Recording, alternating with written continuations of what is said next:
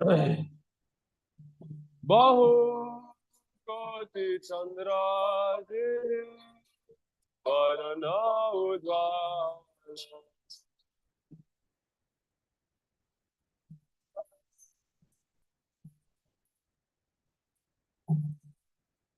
Bahu koti chandra varana udvala.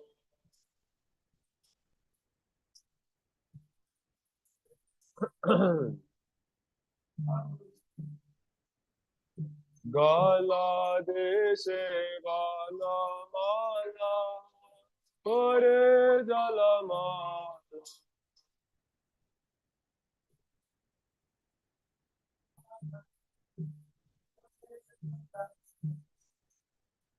Gala deshe vana mala Hare jalamala.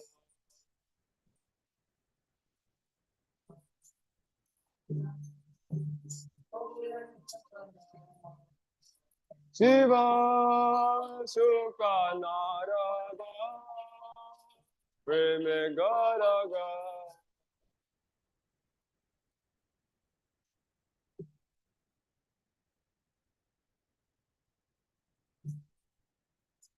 Shiva Sukha Narada Preme Garaga.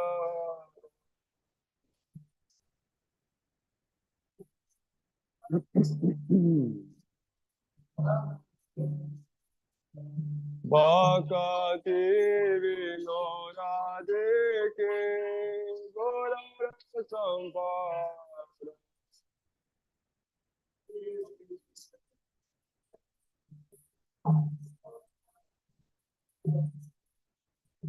Bhakti Vinora Deke Gora Sampara.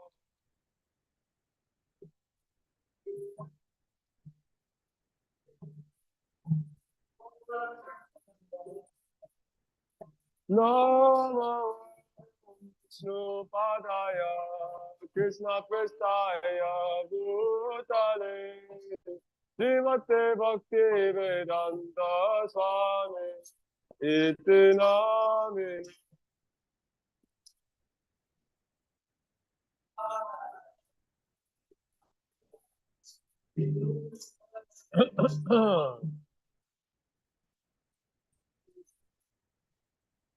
Swami Sinamine Namaste Saraswati Devi Gauravani Pracharine Nirvishesha Shunyavadi Paschatya Deshatarine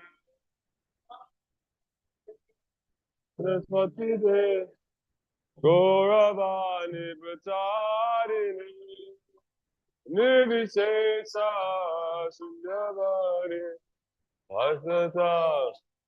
Jai Shri Krishna Chaitanya Prabhu Nityananda Shri Advaita Gadadhara Srivasari Gaura Bhaktavrinda.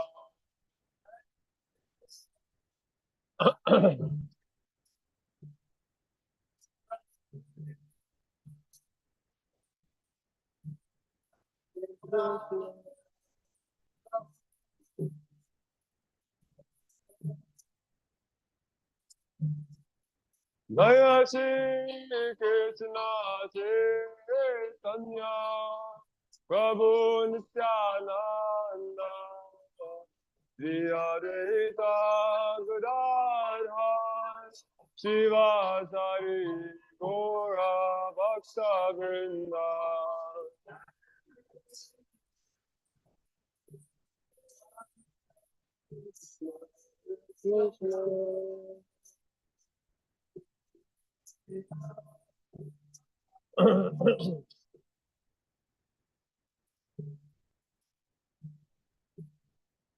Jaya Shri Krishna Chaitanya Prabhu Nityananda, Shri Advaita Gadadha, Srivasari Gora Bhakta Vrinda.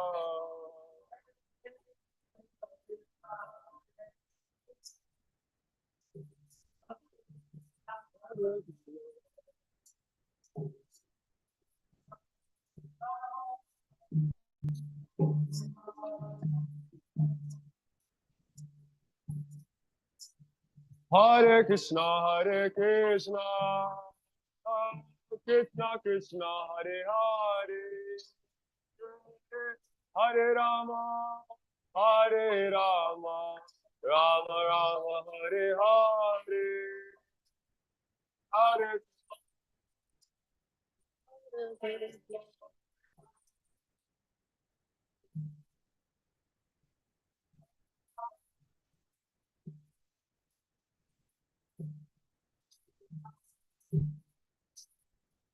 Hare Krishna, Hare Krishna, Krishna Krishna, Hare Hare, Hare Rama, Hare Rama, Rama Hare Hare.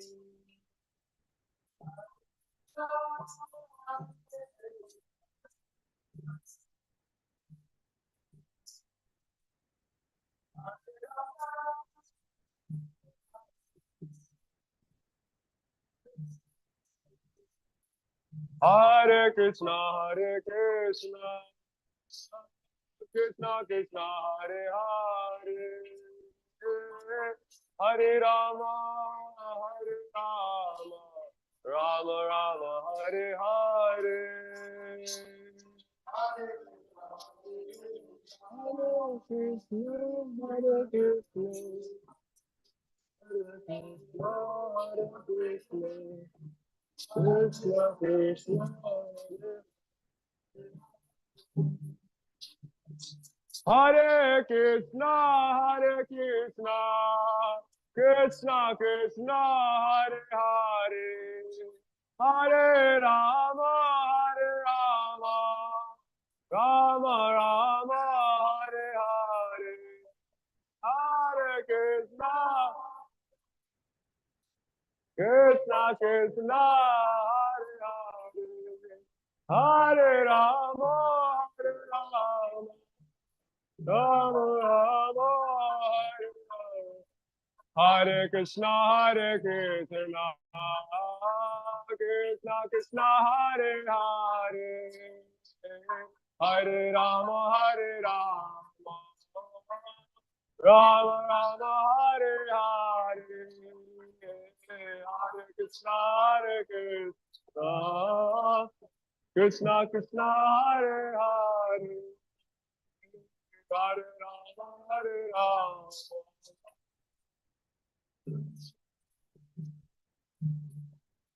Hare Krishna, Hare Krishna, Krishna Krishna, Hare Hare, Hare Rama, Hare Rama, Rama Rama, Hare Hare.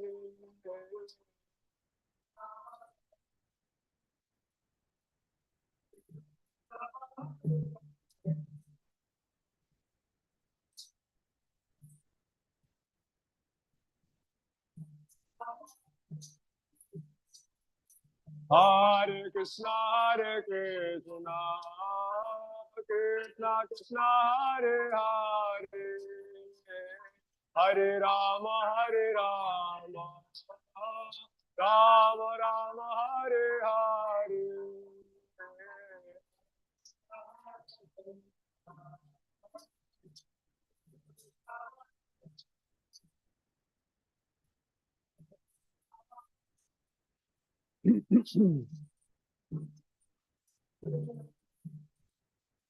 Hare Krishna, Hare Krishna, Krishna Krishna, Hare Hare, Hare Rama, Hare Rama, Rama Rama, Hare Hare, Hare Krishna, Hare.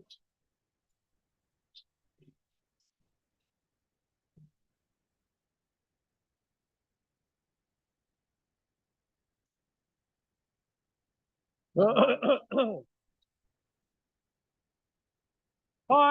Krishna, Hare Krishna, Krishna Krishna, Hare Hare, Hare Rama, Hare Rama, Rama Rama, Hare Hare, Hare Krishna, Hare Krishna, Krishna Krishna, Hare Rama, Hare Rama.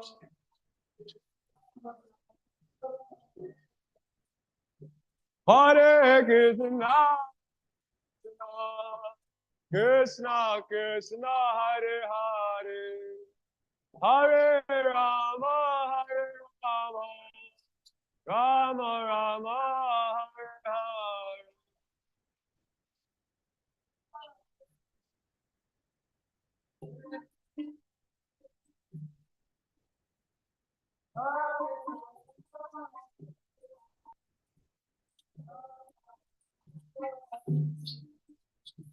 Hare Krishna, Hare Krishna, Krishna Krishna, Hare Hare, Hare Rama, Rama, Rama Rama, Hare Hare, Hare Krishna, Hare Krishna, Krishna Krishna, Hare Hare, Hare Rama, Rama, Rama Rama.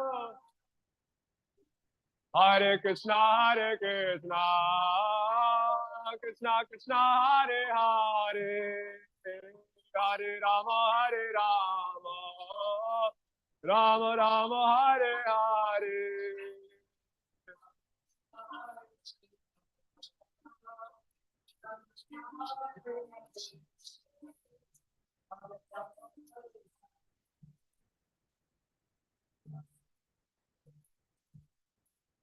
Hare Krishna, Hare Krishna, Krishna Krishna, Hare Hare, Hare Rama, Hare Rama, Rama Rama, Hare Hare.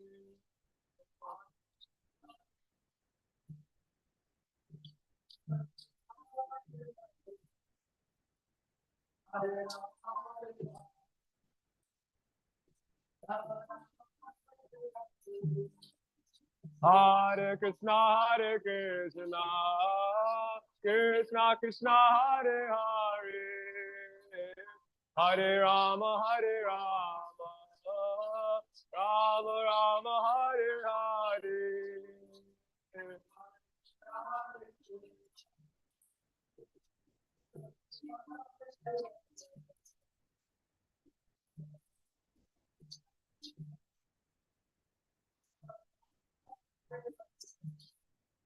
Hare Krishna, Hare Krishna, Krishna Krishna, Hare Hare, Hare Rama, Hare Rama, Rama Rama, Hare Hare.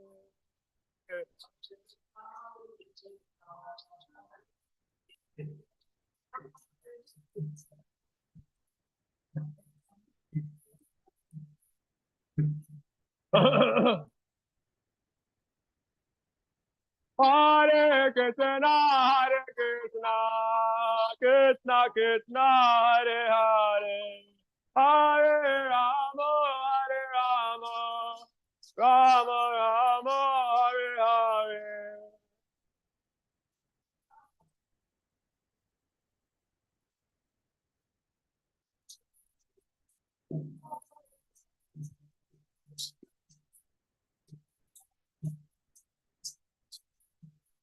Hare Krishna, Hare Krishna, Krishna Krishna, Hare Hare, Hare Rama, Hare Rama, Rama Rama, Hare Hare.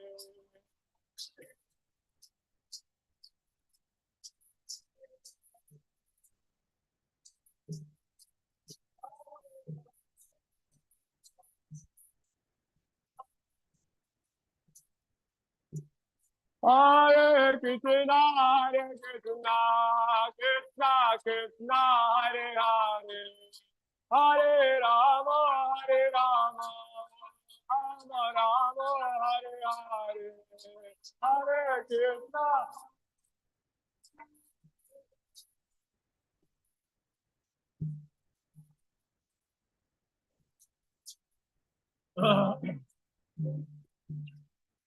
Hare Krishna, Hare Krishna, Krishna Krishna, Hare Hare, Hare Rama, Hare Rama, Rama Rama, Hare Hare.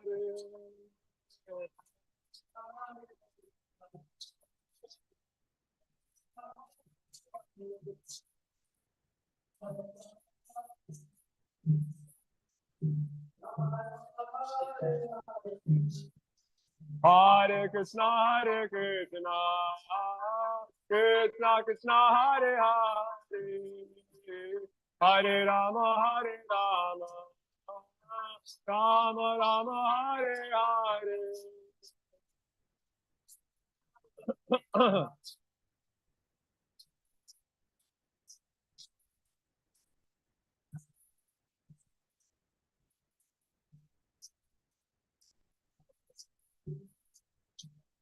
Hare Krishna, Hare Krishna, Krishna Krishna, Hare Hare, Hare Rama, Hare Rama, Rama Rama,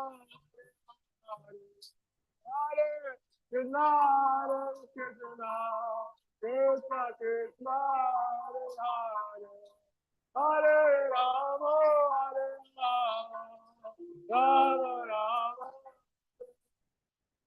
Hare Krishna, Hare Krishna, Krishna Krishna, Hare Hare, Hare Rama, Hare Rama, Rama Rama, Hare Hare, Hare Krishna, Hare Krishna, Krishna Krishna, Hare Hare, Hare Rama, Hare Rama, Rama Rama, Hare Hare. Om Vishnupad Paramahamsa Parivadakacharya Sadar Sata Shri Srimad Bhagavan Krishna Sri Bhaktivedanta Swami Prabhupada Ki Jai. Om Vishnupad Paramahamsa Parivadakacharya Sadar Sata Shri Srimad Bhagavan Krishna Bhakti Siddhanta Saraswati Goswami Maharaj Prabhupada Ki Jai. Ananda Koti Vaishnava Vrinda Ki Jai. Namacharya Srila Haridas Thakur Ki Jai. Prem Sikaho Shri Krishna Chaitanya Prabhu Nityananda Shri Advaita Gadadhar Shri Vasari Gaur Bhakti Vrinda Ki Jai. Shri Radha Krishna Gopa Gopinath Shamakun Radhakun Giri Govardhan Ki Jai. Shri Vrindavan Dham Ki Jai. Shri Navadip Mayapur Dham Ki Jai. Bhakti Devi Ki Jai. Tulasi Devi Ki Jai. Yamuna Mai Ki Jai. Ganga Mai Ki Jai. Samaveda Bhakti Vrinda Ki Jai. All glories to the assembled devotees. All glories to the assembled devotees. All glories to the assembled devotees. All glories to Sri Guru and Gauranga.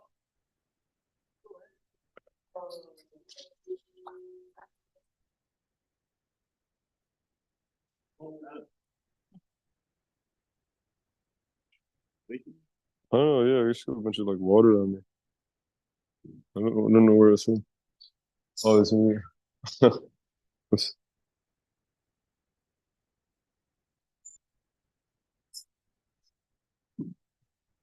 Yeah,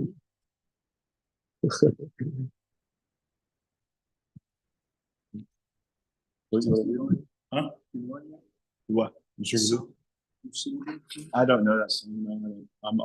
It'll be horrible, and I'll feel bad, and I'm gonna be like hating on myself, like, oh, you better. I'll help, bro. Sing along. Use that. Oh, is this? Let's see. No, yeah. Yeah, I kind of. Namaste, Namaste. Namaste, Namaste, Maya. Pralada, lada,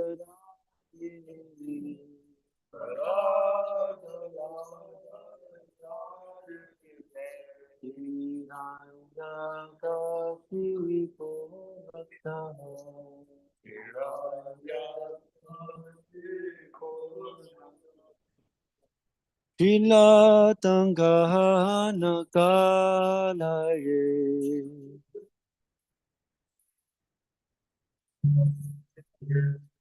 Ito Nrisimha Parato Nrisimho.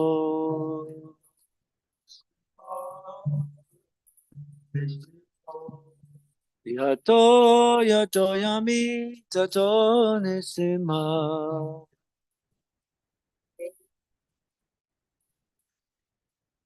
Vahe Nrisimho Hridaye Nrisimho. Nrisimha Mahadev Sharanam Prapade.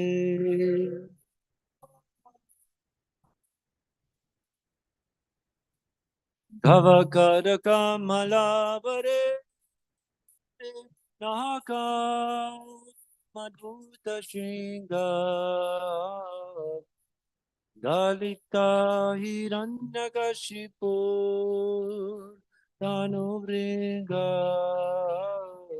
Ishavadrita Narahare Rupa Jai Jagadish Hare Jai Jagadish Hare Jai Jagadish Hare.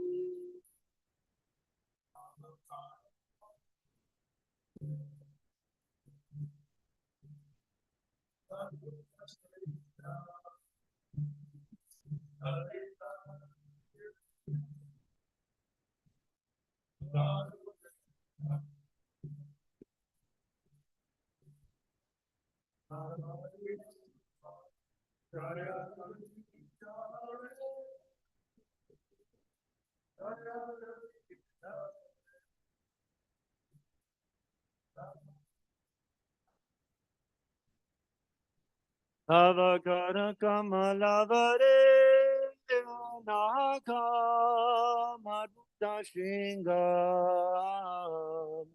Dalita Hiranyakashipu Tanuvringa Ishavadrita Narahare Rupa Jai Jagadish Hare Jai Jagadish Hare Jai Jagadish Hare.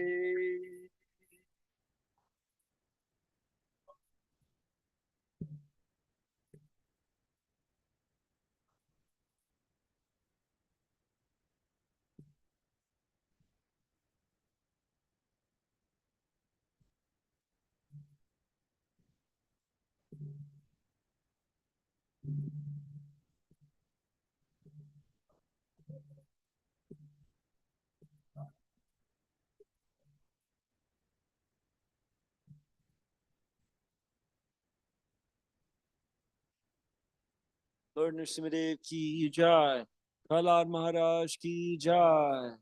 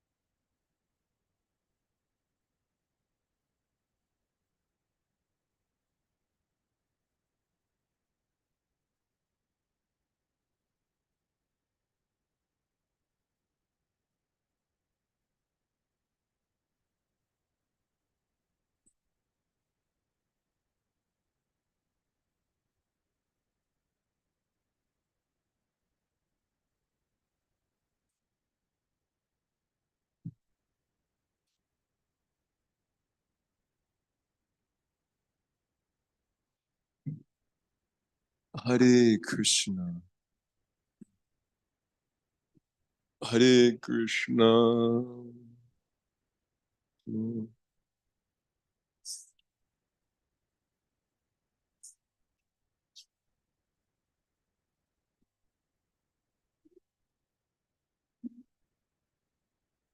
What's that? Yeah.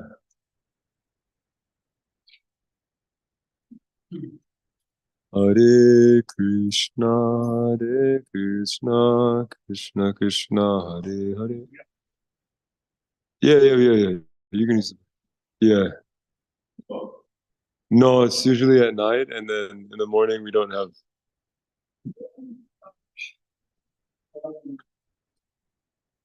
Hare Krishna, Krishna Krishna, Hare Hare.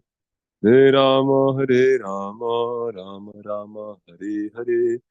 Hare Krishna, Krishna Krishna, Hare Hare. Hare Rama, Rama Rama, Hare Hare. Hare Krishna, Krishna Krishna, Hare Hare. Hare Rama, Rama Rama, Hare Hare. Hare Krishna, Krishna Krishna, Hare Hare. Hare Rama, Rama Rama, Hare Hare. Hare Krishna, Krishna Krishna, Hare Hare. Hare Rama, Rama Rama, Hare Hare. Hare Krishna, Krishna Krishna, Hare Hare. Hare Rama, Hare Krishna, Krishna Krishna, Hare Hare. So this will be on page 1. Introduction. On page 1. Hare Krishna, Hare Krishna. I'll wait for everybody to get there so we can do it in unison. Hare Krishna, Krishna Krishna, Hare Hare, Hare Rama, Rama Rama, Hare Hare. Om Jnanatimirandasya Jnananjana Shalakaya Chakshurun Militam Yena Tasmai Shri Guruve Namaha. Shri Chaitanya Manobhishtam Stapitam Yena Bhutale Swayam Rupa Kadamayam Dadati Swapadantikam.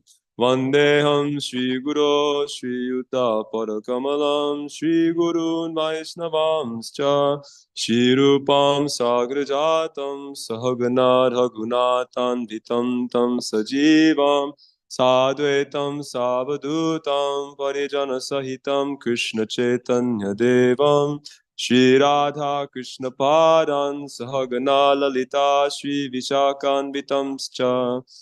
He Krishna Karuna Sindho Dina Bandho Jagatpate Gopesha Gopika Kanta Radha Kanta Namostute Tapta Kanchana Gorangi Radhe Vrindavaneshwari Vrishabhanu Sute Devi Pranamami Hari Priye Vancha Kalpatarubhyascha Kripa Sindhu Vyaevacha Patitanam Pavanebhyo Vaishnavebhyo Namo Namaha. Shri Krishna Chaitanya Prabhu Nityananda Shri Advaita Gadadhar Shri Vasari Guru Bhaktavinda. Hare Krishna, Krishna Krishna, Hare Hare. Hare Rama, Rama Rama, Hare Hare. Today we'll be reading from chapter 5, text number 30. Yeah. Oh, actually, it's chapter 6, right? Chapter 6, text 1.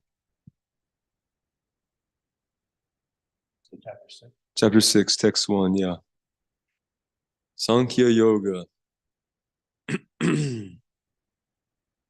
Shri Bhagavanu Vacha Anashrita Karma Palam Karyam Karma Karotiya Sasanyasi Cha Yogi Cha Nanirhagne Nachakriya. Translation. The Blessed Lord said, one who is unattached to the fruits of his work and who works as he is obligated is in the renounced order of life, and he is the true mystic. not he who lights no fire and performs no work. Text 2.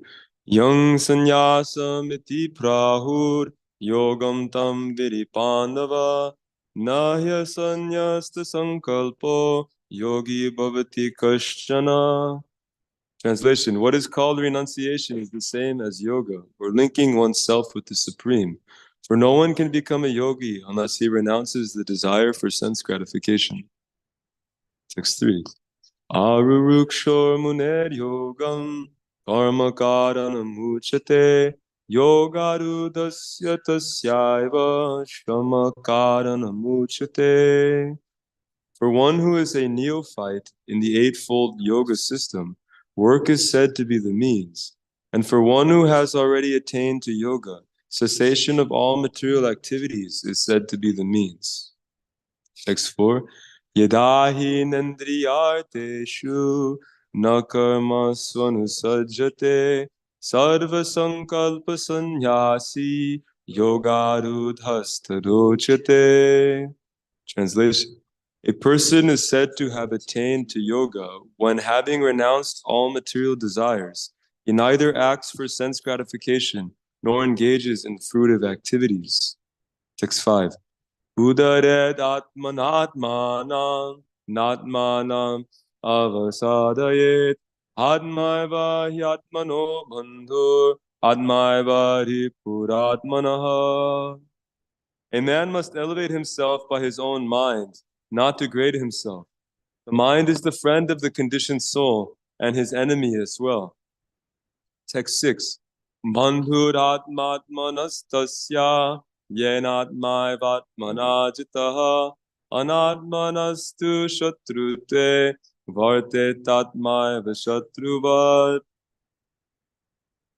For him who has conquered the mind is the best of friends. But for one who has failed to do so, his very mind will be the greatest enemy. Text number 7.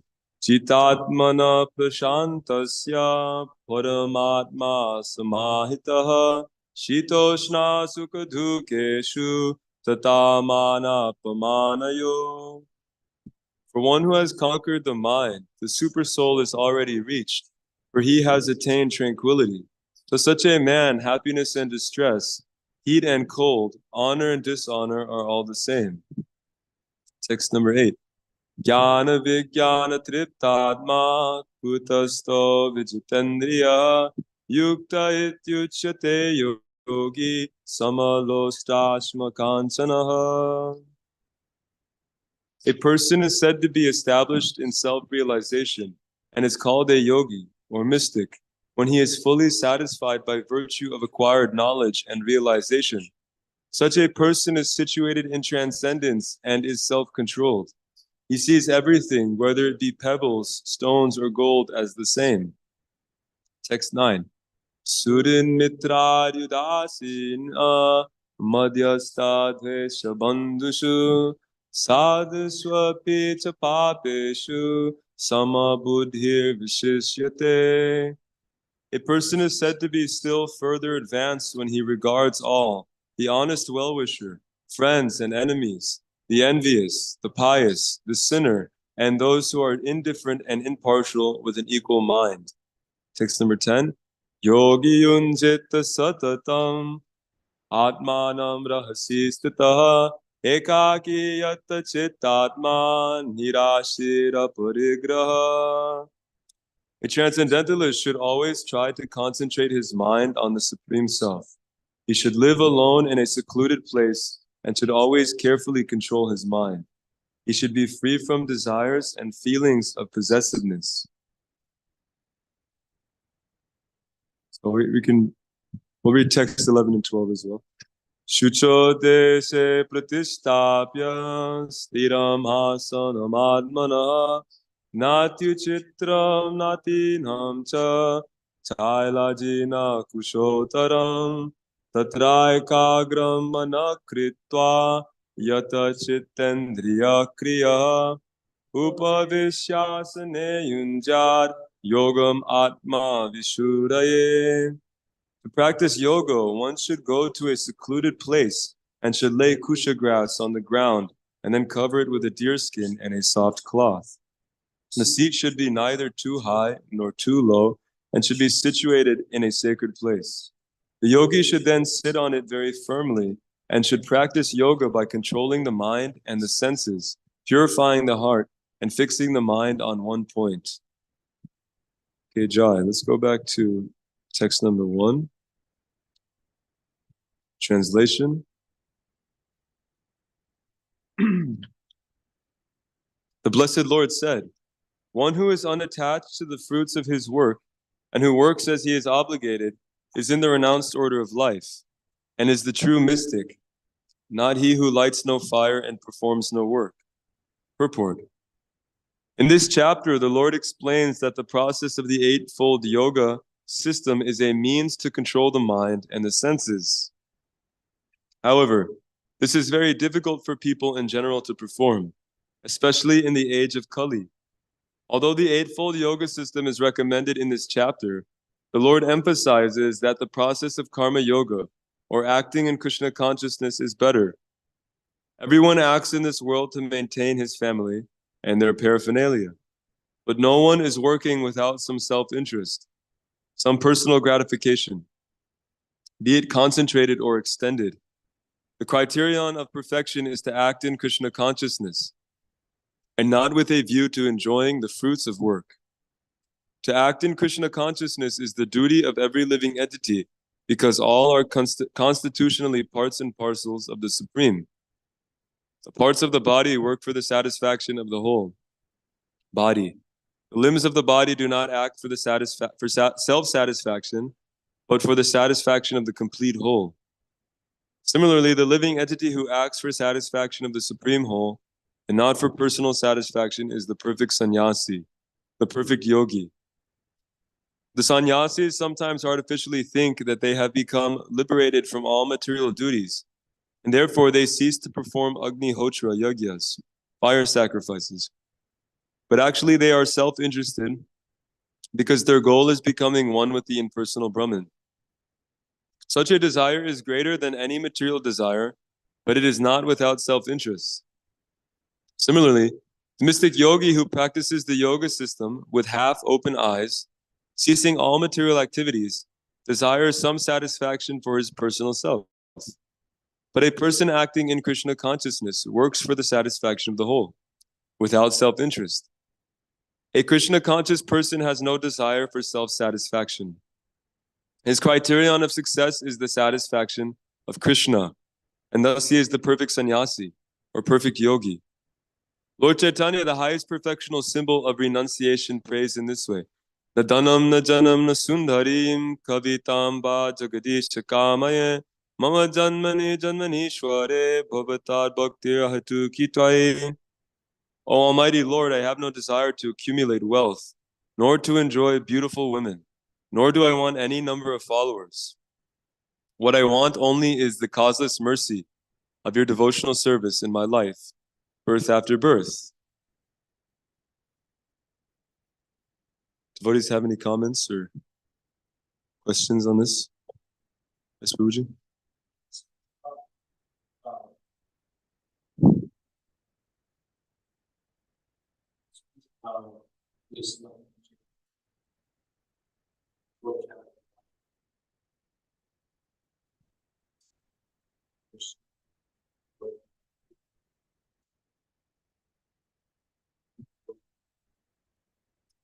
I don't have it. Mhm.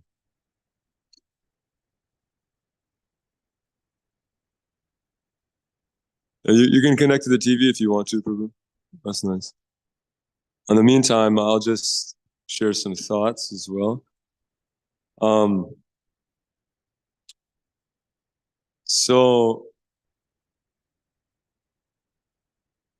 in the Bhagavad Gita, Krishna talks about different categories of persons, devotees who come to him, pious persons who come to him. Chatur Vida Bhajante Mam. Chatur is 4. Vida Bhajante Mam. Bhajante means worship, come to Mam Krishna, me. So 4 kinds of pious persons come to Krishna. One who's in distress, or the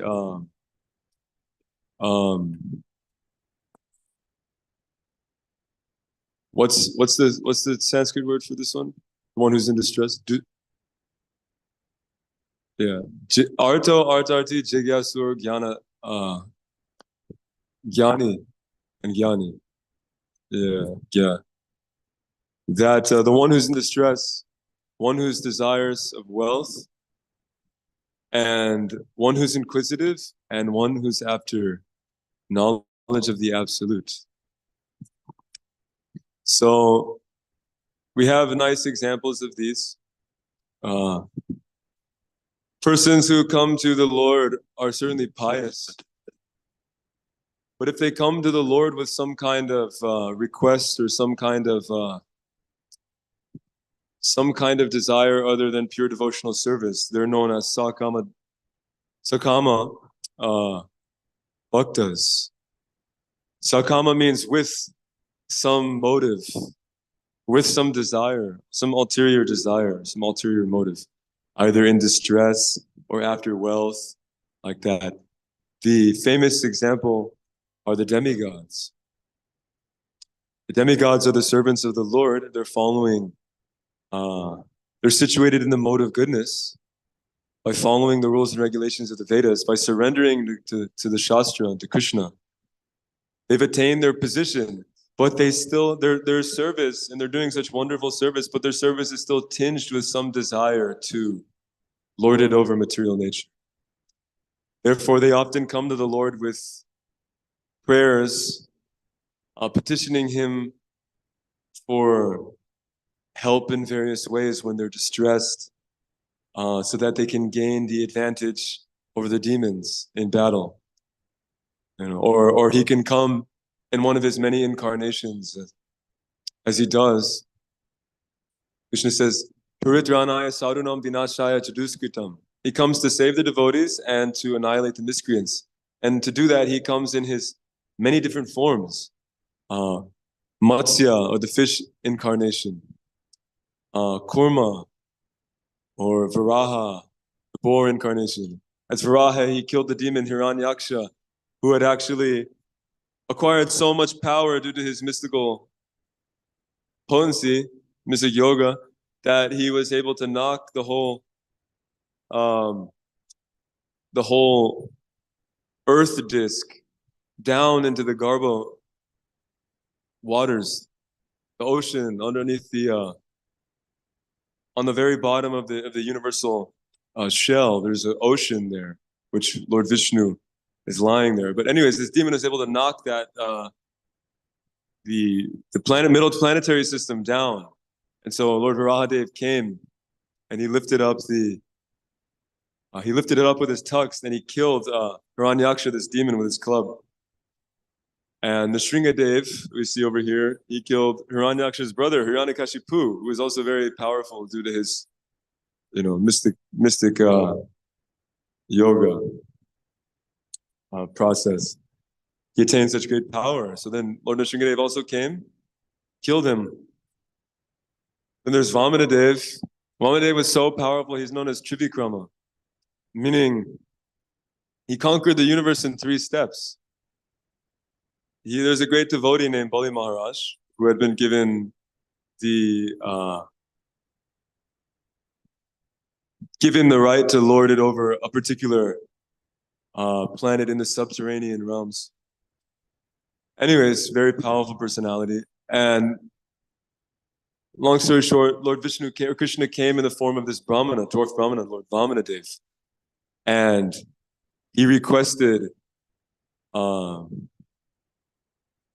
that basically his devotee Bali Maharaj surrender everything unto him. And he took 3 steps. And in those first 2 steps, he covered the whole universe. And then the 3rd step, he didn't have anywhere to put it, so he put it on Bali Maharaj's head. And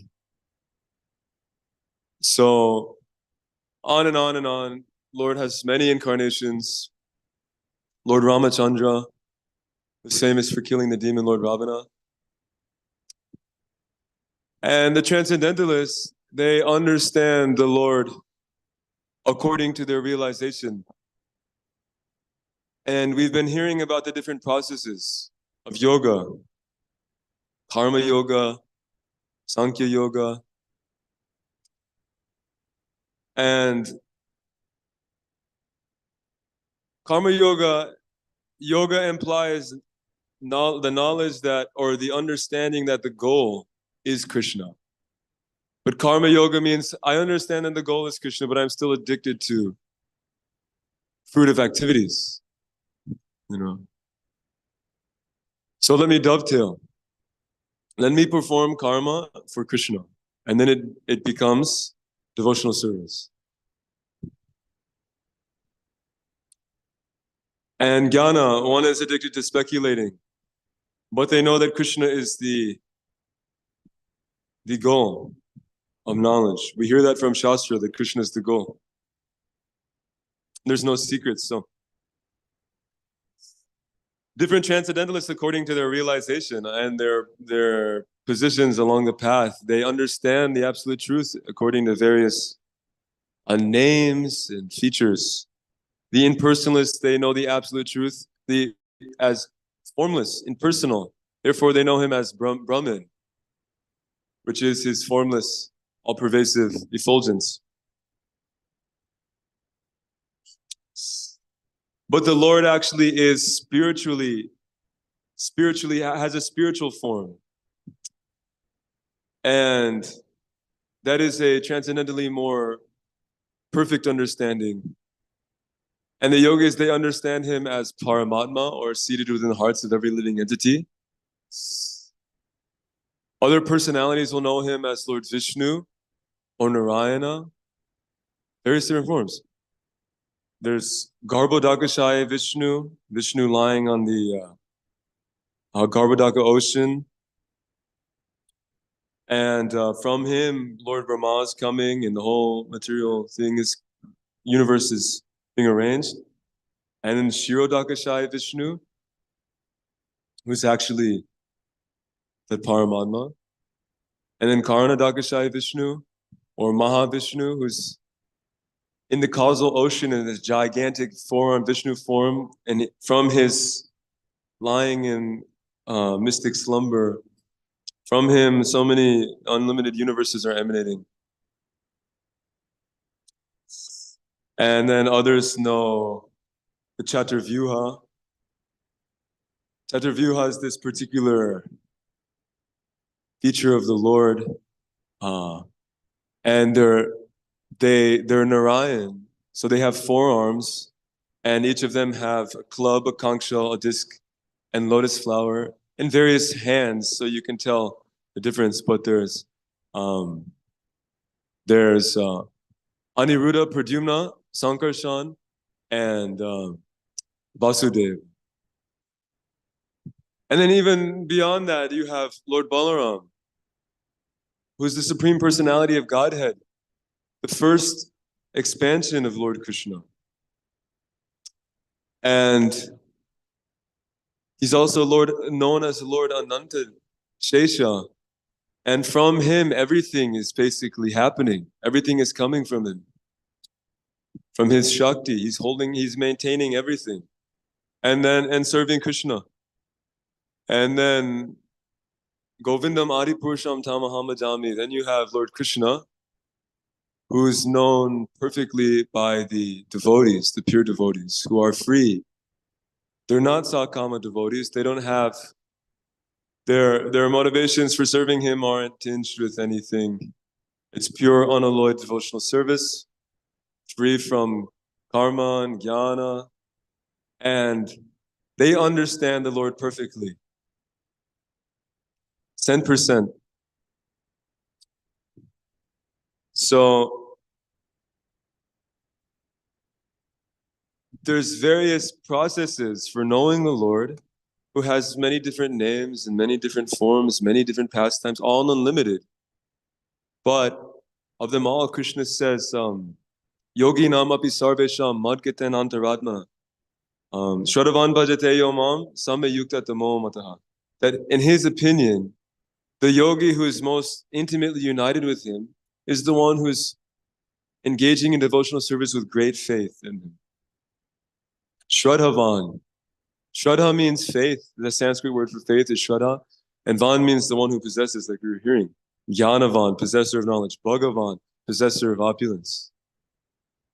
So we were hearing also earlier that all of these different processes are more or less their means to a particular end, and that end is Krishna. But at some point, one rejects the process of karma and jnana, all these different things. Some point, one will reject that and just take pure devotional service. Pure devotional service is the means and the end, you know. So those devotees who are most intimately united with Krishna are practicing bhakti yoga, pure devotional service, as pure devotees. And they know him 100% perfectly well. So you got it pulled up, Prabhuji? Yeah, we can, if you like, if you want to say it. Yeah.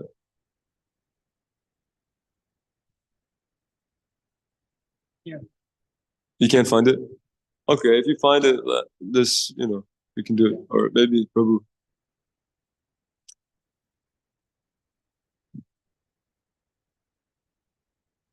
Just from the moment.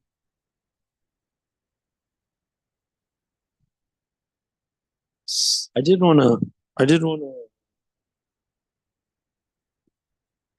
want to ask about this prayer, the Nadanam Najanam Na Sundarim, and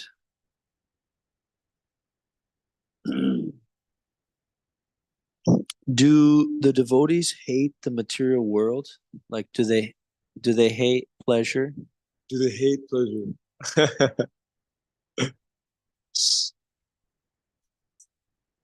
Yeah, well, hate isn't the right word because ultimately the material world is it's coming from Krishna. Everything comes from him. So how can we hate something which comes from him? But that being said, Krishna himself speaks strongly about the material world so that we know. He says, Bhuta Bhuta Praliyate. And he also says, Dukkalayam Ashashvatam. He gives us straight that this place is full of suffering and temporary. And being here, you'll take birth after birth after birth after birth, And it's separate. Being here, we're separated from Krishna. So we should, in one sense, hate that, yeah. And the desire to want to enjoy separately from Krishna should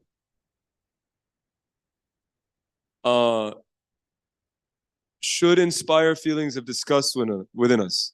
Just like Sri Yamunacharya, he prays that when he thinks about sex life, his lips curl and he spits at the thought. That's a type of hatred for this. Bogus. Sense enjoyment. This behavior which is detrimental to one's relationship with Krishna. The devotees, disgusted by this. A part of, our process is that we hear about the spiritual world and we hear about the material world. And we hear a lot about the material world and how horrible it is. Birth, death, old age, disease. So many horrible things. Krishna even says that knowledge means to recognize the evil of birth and death because it's evil. So, yeah, we do hate this exploitation of Krishna's energy. But we don't let that hatred get in the way of our mission to engage everything in Krishna's service. We engage everything in Krishna's service. Not that we just go off to the forest and become artificially renounced and we disregard society. I mean, even like Lord Jesus Christ says, hey, I don't know if he says this, but Christians say this. Hate the sin, not the sinner. I don't know where that comes from, but I've heard that. That's a Christian saying.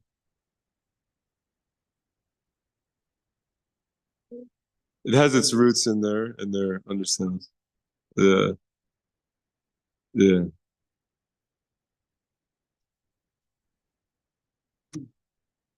But this but the thing about the pleasure is that Vishaya vinivartante nirahara siddhina rasopyasya rasovarjam param dushta nivartate. Param dushta nivartate, higher taste, higher pleasure. We love pleasure. That's why we go to Krishna. All living entities were pleasure-seeking beings, and that pleasure is perfectly satisfied in pure devotional service. Yayatma supersediti. By engaging devotional service, one will be ahaituki apratiyatam yayatma supersediti. Ahaituki. That same word is in this verse here.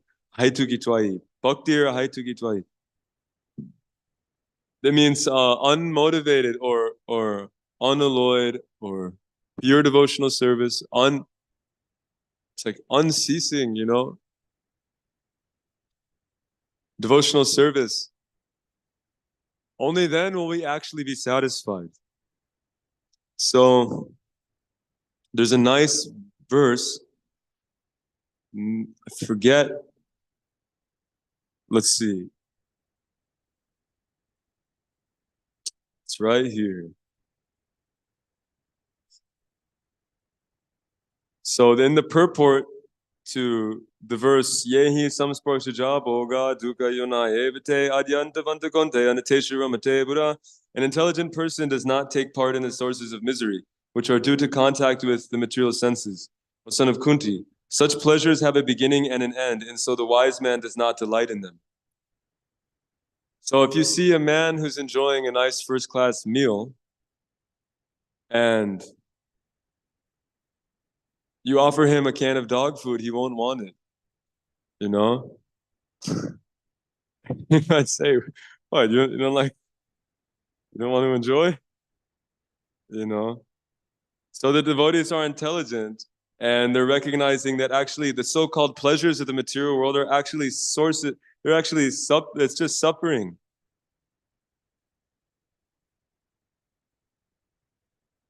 Because this suffering is due to contact with the material senses and their sense objects, and that's all the pleasure is in the material world. It's literally just slapping your senses against the sense objects, and we'll say that that's pleasure. But it's not real pleasure. And even if we think that it's pleasure, well, it has a beginning and it has an end. So if you're wise, you don't partake in that. Even if it is pleasurable to the senses, we don't partake because it has a beginning and an end. But this was the verse in the purport to that verse. It says, Ramante yogino nante satyananda chiratmani iti rama padenaso param brahma vadiyate. That's in the Padma Purana. The mystics derive unlimited transcendental pleasures from the absolute truth, and therefore the supreme absolute truth, the personality of Godhead, is known as Rama. So the mystics derive unlimited transcendental pleasures. Those personalities are called Paramahamsas, or like swans, because they have that knowledge of Krishna and they can derive that pleasure from him through devotional service. Similarly, you see the swans, they like to float around in the crystal clear ponds. They're not so much interested in the piles of trash. That you'll see crows flock to the piles of trash, or you'll see vultures go and pick at the dead bodies. You see, the swans are very beautiful animals, and they're just very peaceful, floating in the nice crystal clear ponds. You got a question?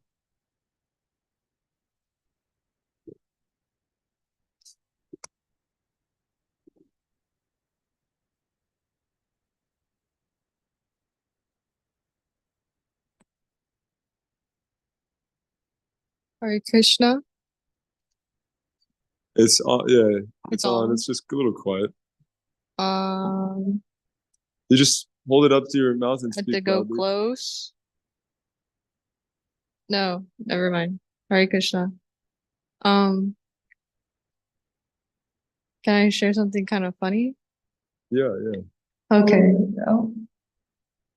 So it's reminding me of what you're saying about the senses and the enjoyment. So I saw something earlier about super, super skinny people and super fat people. And clearly they're very attached to their diets. And then they switch diets. And then they're suffering because they switched diets. And then it was just funny to me because then it was focusing very personally on each individual, the skinny person and the fat person. And it was like, if you continue this way of your dieting, this will happen, this will happen, this will happen, this will happen, this will happen. And then I stopped for a second and I was like, this is so weird. Like, I'm just watching these people be told that they're gonna have further suffering and they're already suffering. They don't like their position. And then what I'm watching is considered entertainment as well for our senses. So it was just like a whole like discombobulation of like what is actually happening right now.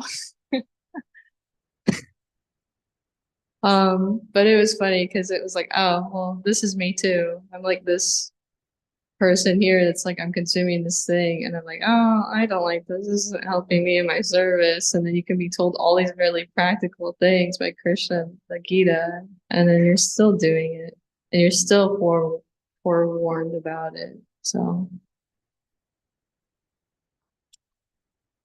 Yeah. Oh, sorry.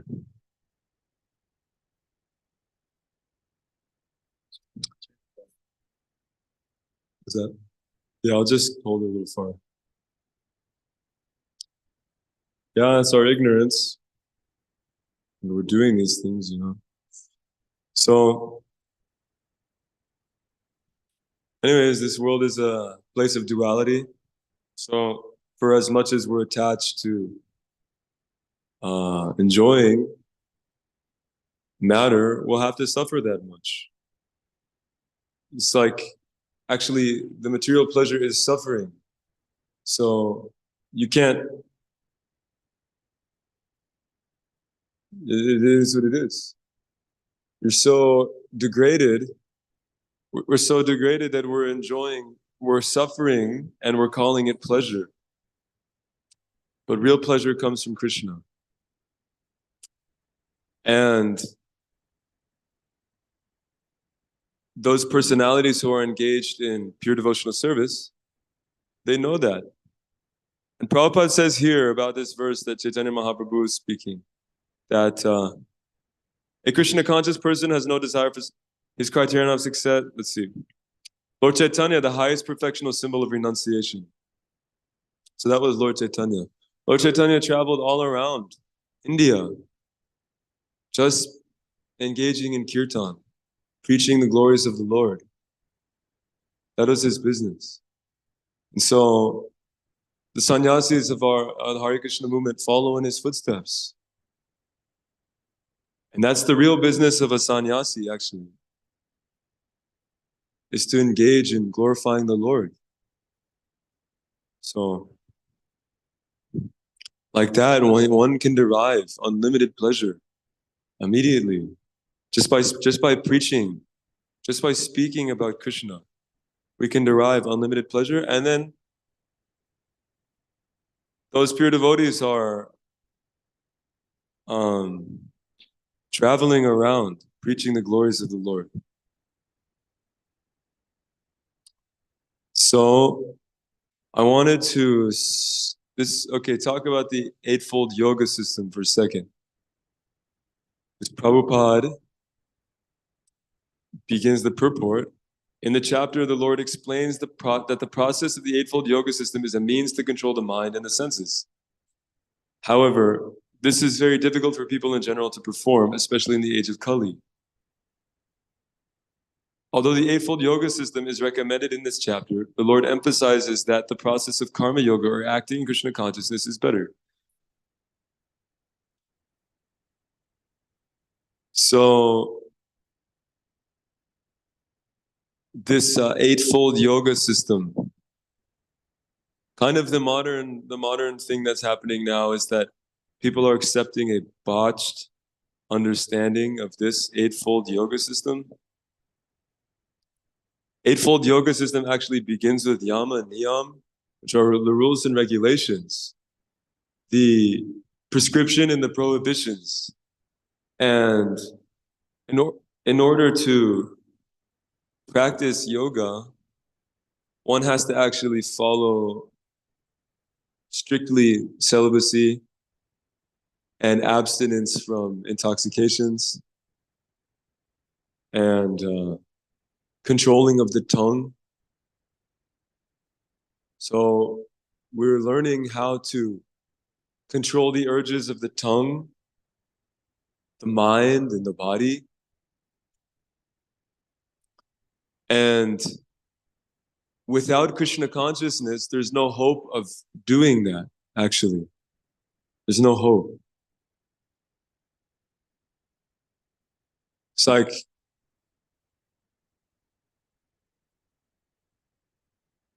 you can't cease lower engagement without accepting or coming to a higher engagement.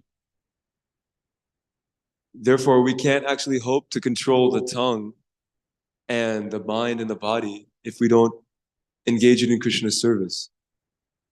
Because life after life, we've been actually controlled by the tongue and the mind and the body. How do we know this? Because we've accepted another body, another body, another body, another body. Accepted that. And the consequences that come with that. Yes, Krishna, I'm signing off on our relationship and I'm going to accept this stool and try to enjoy it. You know, so we've been controlled by the senses and the body, the mind for so long. So long. So there's no hope of performing any kind of rigorous austerity or, you know, whatever it is to try to overcome these things. Only thing we can do is engage in Krishna's service. And automatically, these things, they become controlled. Very easily controlled. So that was, yes, Prabhu. I'll go for it.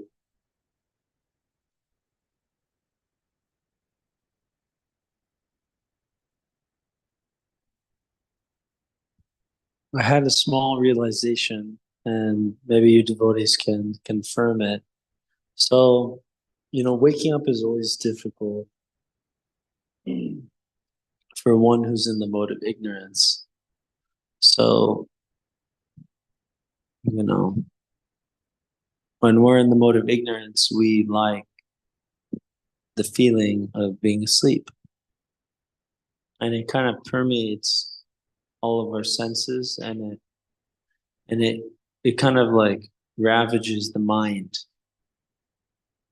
And there's this phenomenon that Devamrita Swami speaks about, where he says that there's a type of a pleasure which is actually in the mind, which is the perceived pleasure upon, or the presumed pleasure that I will experience upon getting the sense gratification. And it's actually scientifically proven that the pleasure that we experience meditating on the sense object before we attain it is actually higher than the actual contact with the sense object, which leaves us with one solution or one outcome every time: disappointment. Every single time. It's literally a fact. we cannot be pleased more than we can imagine ourselves being pleased. We have a really good knack for imagining we'll be pleased by the sense object. And so this sleeping is such a strange thing. It's like, it's just, it's like a feeling that we meditate on that is like all over our body. It's like, it's strange. But I was thinking about this because I had this realization. So I never like to wake up because I'm always in the mode of ignorance. But today I had somebody wake me up. That's usually a smart thing to do if you have trouble waking up. So I had somebody wake me up, but it doesn't mean that I would actually get up, right? I have to have somebody who really is determined to see that I'm up, and I kind of feel embarrassed that he's watching me, but then I appreciate it, right? But what happened was, as soon as I woke up, I saw a text from my brother, and he showed me that he was reading one of Prabhupada's books. And I was so excited with the opportunity to associate with him in that way that I very easily decided not to go back to sleep. And I was just thinking about that, how a relationship is the only thing more pleasurable than sense gratification. So because I wanted to associate with him, then I didn't go back to sleep, because that's a higher taste. I perceive more pleasure from that association. And that's how we should always think, that we have somebody to associate with, in our waking state. And that's why really far out devotees, they say they hate sleep. They despise it because they can't consciously associate with the Lord. So the Lord is always available for association. And if we just thought about him like that, like, oh my gosh, I can't wait to chant right now, Hare Krishna, or I can't wait to go to the temple to see Gaura and like see how they're dressed and how they look, and like the little shine on their cheek and like their little toe ring and the flowers and all that. So that was my realization that, the only thing higher than sense gratification is a relationship, which ultimately is with Krishna. Krishna's devotees can help us associate with Krishna. And that's why it's so nice to have devotee association. And we should work hard to cultivate affectionate relationships that are fresh and meaningful, and it requires humility and vulnerability. But when that's there, then there's very much of a something higher taste. Thank you. Sorry. Jai. Yeah, it's very nice. I was thinking, when we're sleeping, we're actually sleeping with Maya, getting her association. Don't want to leave the bed, here with Maya, laying in bed with Maya. Don't want to get up. But it's embarrassing. We don't learn how to do this, Krishna consciousness, then we're going to keep being embarrassed again and again and again by a material nature. It's just embarrassing. So, relationships. That's why the relationship with the devotees is so heavily stressed. It's like sadhu sangha is the basis of our practice, We have some faith, which enables us to come to the temple and associate with the devotees. But that association with the devotees is like the main thing, And that easily gives us a taste, and we give up all nonsense activities. You know, it's amazing. It's totally amazing. So, and without the devotee association, there's no hope of actually associating with the Lord either. So, the devotees give us everything. They give us everything. That's why they're called kalpavriksha trees. You know? That's why oceans of mercy, because they just give everything. The highest thing, devotional service. They give devotional service. And like that, that's why you see so many so-called spiritual teachers and so-called gurus from India came, they didn't do anything. They took the association of the Westerners and they completely became degraded with money, women, all these different intoxication, meat eating, everything. But then Srila Prabhupada comes, and because he's a Kalpavriksha, he's a Vaishnava, and he gives everybody pure devotional service, and everybody's engaged. And these people who are scorched, we're out of time. I'll just finish this one point, and then we'll call it good unless anyone has any questions or comments. These living entities who are scorched in the material world, they find shade under the lotus feet of the Vaishnava and the Lord. And just like somebody who's scorched, the second he goes underneath the shade of the tree in the desert, he's immediately relieved. So similarly, when the pure devotee comes and he actually gives the Lord in devotional service, everybody's immediately relieved. And they find that relief, and they're able to give up the long-standing habits of exploiting the material world very easily in 1 second. Lifetimes of this given up in 1 second, you know? And we see that. It's something we experience, something we even talk about too. Man, it's crazy. Anyways, any final thoughts? Okay, we'll end there. Srimad Bhagavad Gita as it is ki jai.